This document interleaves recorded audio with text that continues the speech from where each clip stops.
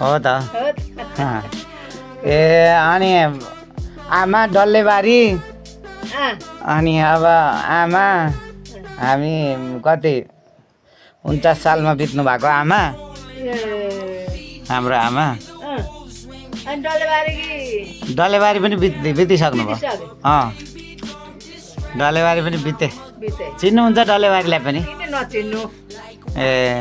किन नचिन्नु ए गरा ए अनि तपाईँहरूले सहयोग गरिदिनुहुन्थ्यो बेसीबाट सामान ल्याउन भरे आइन त उहाँको धान फुलको साथी नानी खन्टारमा अनि अनि फेरि धान कहिलेकाहीँ मकै हुँदा मकै मकै धान हुँदा धान यहाँ माथि ल्याउने अनि हजुर धान फलेपछि मङ्सिरमा यता माथि ल्याउने ल्याउने अनि ढिकीमै कुटाउँथे होइन त हजुर ढिकी थियो नि त्यतिखेर ढिकी थियो ढिकी थियो। ठुलो ढिकी थियो क्या गर्थ्यौँ ए रोप्न जान्थ्यौँ धान रोप्न धान रोप्न जानुहुन्थ्यो हो त हो त खाजा बनाउँथे गोड्न जान्थ्यौँ काट्न जान्थ्यौँ ए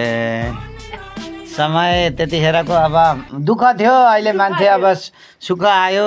बत्ती हुँदैन थियो त बत्ती थिएन अब बाटो थिएन हो त सुविधा केही थिएन केही थिएन दुःख थियो दुःख थियो दुःख थियो हजुर दुःख थियो अहिले मान्छेलाई सारालाई सुख छ हो त सुख छ सुख आमासँग गफ गरेको क्या